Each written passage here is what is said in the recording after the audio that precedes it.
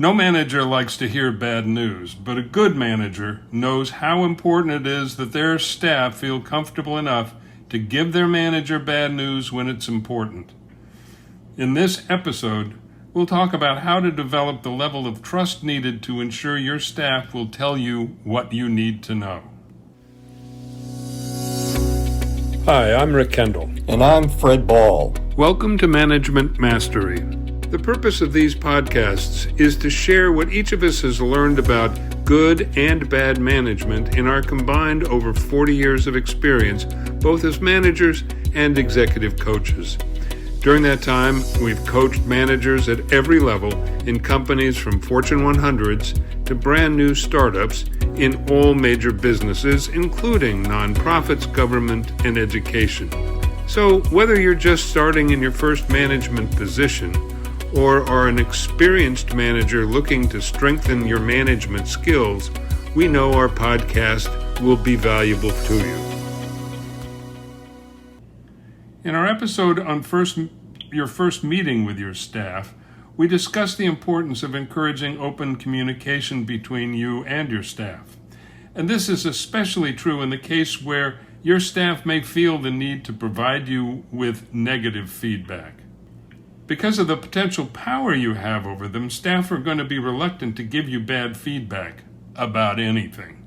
Building a level of trust that says they can give you bad news, either about the department in general, a particular project that may not be going well, or even about you personally and not suffer for it, is where you want to end up.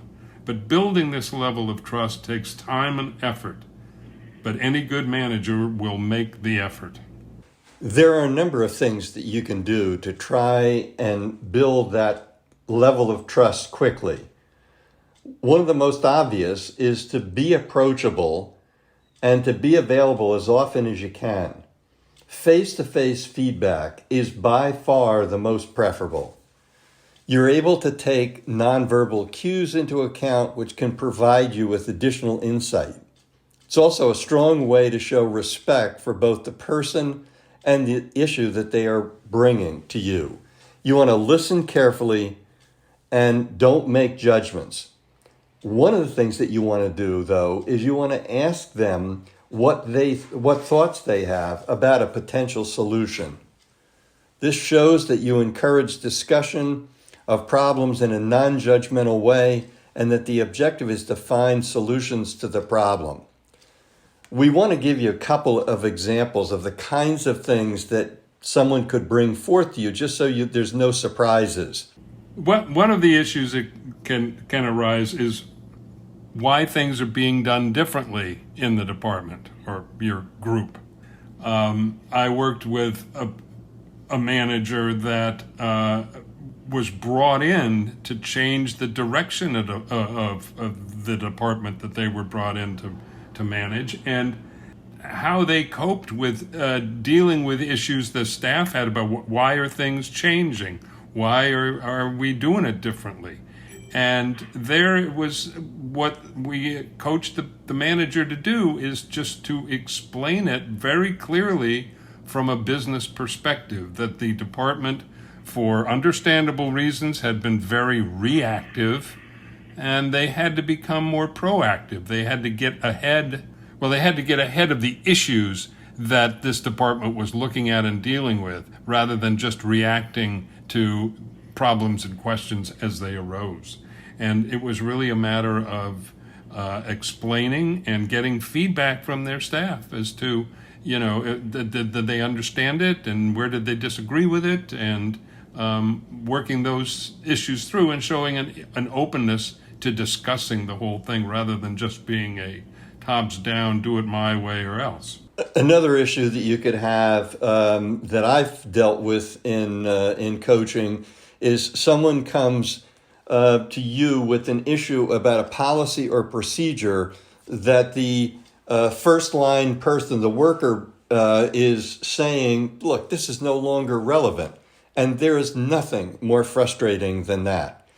And in my coaching, one of the things that I do with managers is I say to them, look, do you and your department review your policies and procedures on some regular basis so that you don't get into a situation like this. But if someone comes and they're having a problem with the procedure, then see if you've got a couple of people that you could put together and say, look, take a look at this and come back and tell me if there's any policies or procedures that have outlived their usefulness, and we'll consider making changes. Another is problems with progress, the progress and problems associated with a particular project. Yet another that you can have is problems in dealing with a difficult client. That I have all the time. And someone will come, someone will come and say, I've got this client who is really, really bright, but incredibly difficult to deal with. And so there you want to try and provide the person with help once you hear about that, or you want to try and get them together with someone who has had at least some success, if not great success, with the client. Cutting more closely to home is where staff feel they have a problem with your management style. This is not something that people are going to tell you right away, particularly if you're a new manager to the group. But even if you've been around a while and you're causing problems with your own style there.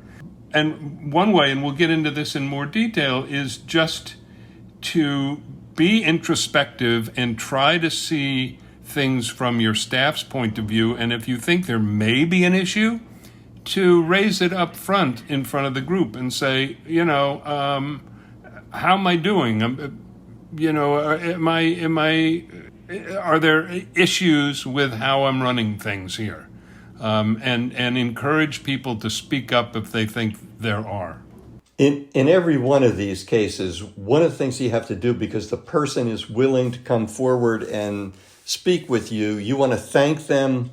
You want to tell them that you will give their concern serious attention, and that if it and you need some time to figure out where things are going. Sometimes the manager will feel some discomfort with a face-to-face exchange because they feel that they need to have an immediate response or an answer to the problem. That's not necessarily the case. It's perfectly okay for you to say, look, I don't have an answer, but I'd like to think about what you have said and to perhaps get some additional information. But again, you want to thank the person at the end of the exchange and let them know that you appreciate their candor. Yeah, and I think, you always want to be asking for feedback on any particular issue, but also in general. I mean, the former mayor of New York City, Ed Koch, was famous for always asking, how am I doing?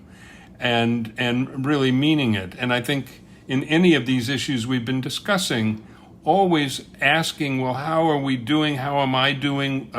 What do you think we could be doing better? Are there problems that are coming up? Always being open to getting that kind of feedback.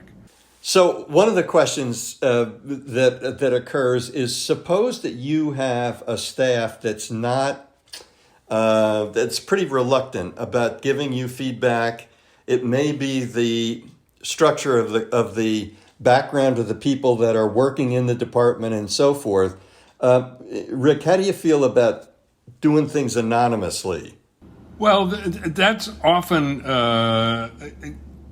put forth as a possible solution to that. And particularly, I think this is, just thinking about it, that's an issue if you're coming in and there's been a very tops-down, rigid predecessor of yours, so that the staff has sort of been beaten into submission and is reluctant to speak up at all.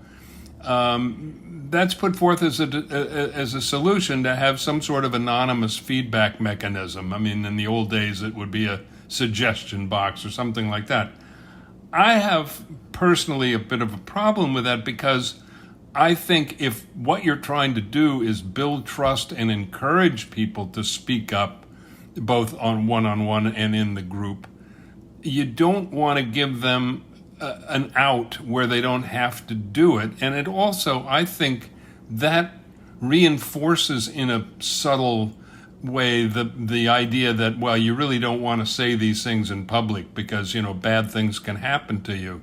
So I would steer away from the anonymous, and try to encourage people through positive feedback when people do speak up, and encouraging it, asking how am I doing, and we'll talk about when you start a meeting, asking some questions. But I think that's if you will, the coward's way out.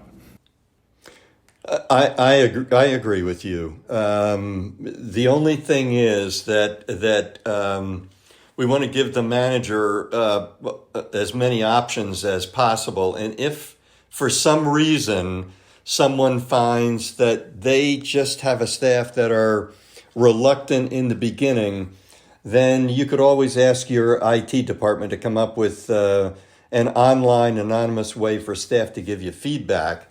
One of the things that I would clearly do, and it would be to tell staff at a meeting, look, I'm doing this. This is not making me totally comfortable, but I'm doing it this way, and hopefully as quickly as possible we can move beyond this. Yeah, I think that's the right approach.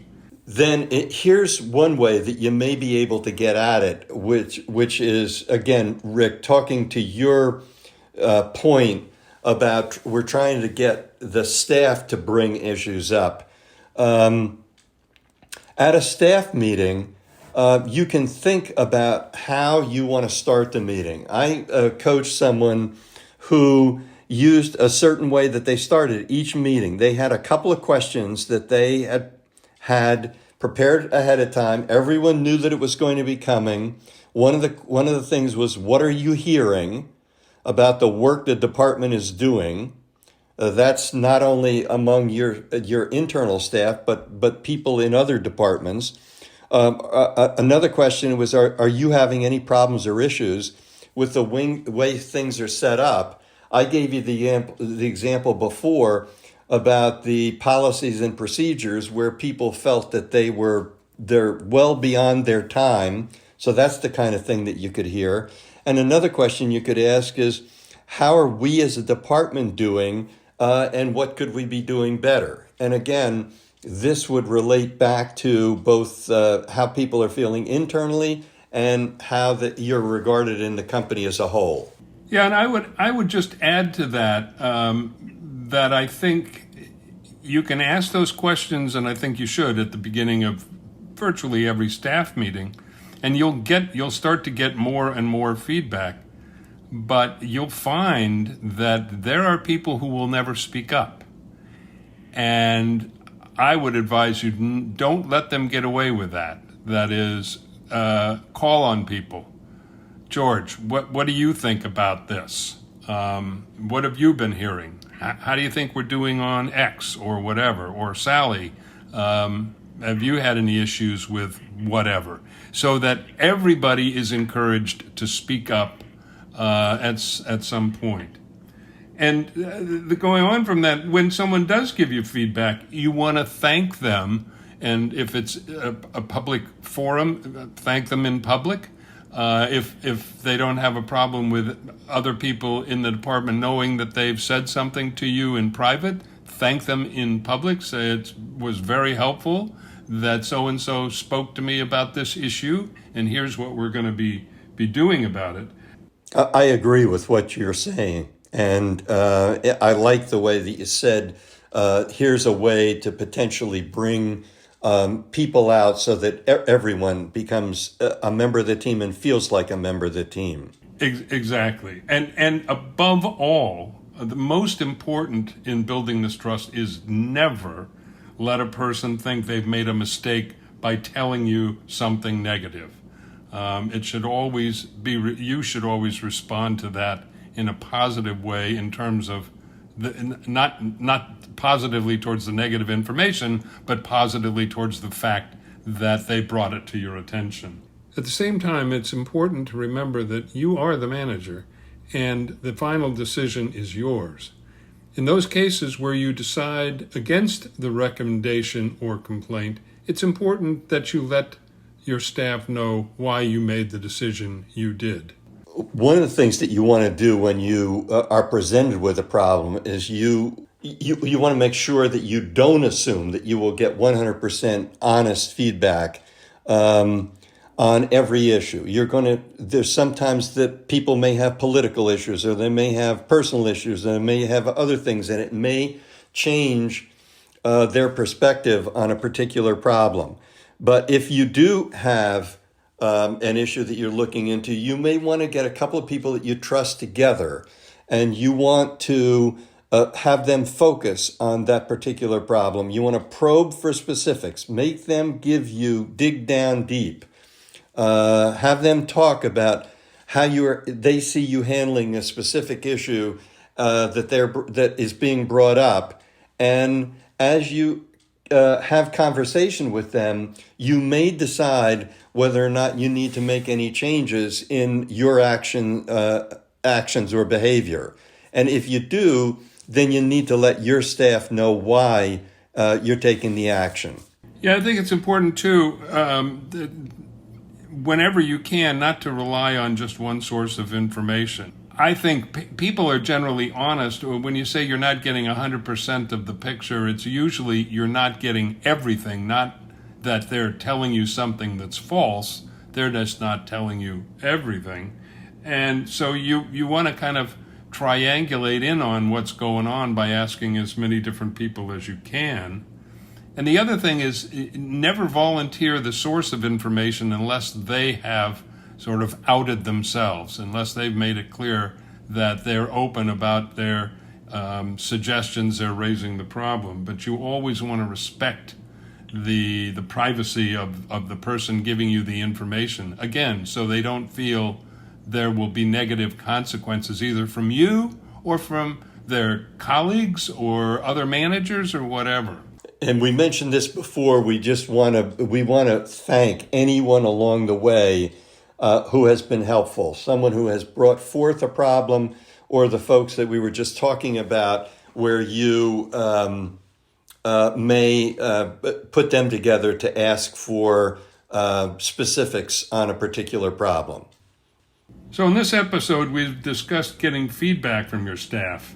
It's critical to good management that your staff feel that they can give you bad news regardless of the topic or your involvement in it. For them to feel this way requires you to develop a level of trust with them and that reassure them that they will not suffer negative consequences for being honest with you, regardless of the nature of the negative information they're providing. At the same time, it's important to remember that you are the manager and the final decision is yours. In those cases where you decide against the recommendation or complaint, it's important that you let your staff know why you made the decision you did. We hope you have found this podcast useful and will come back again for more Management Mastery. If you have any comments about this or any of our episodes, or would like to find out more about our other services, including one-on-one coaching and group seminars for managers, visit our website at careercoachclass.com. Thanks for listening.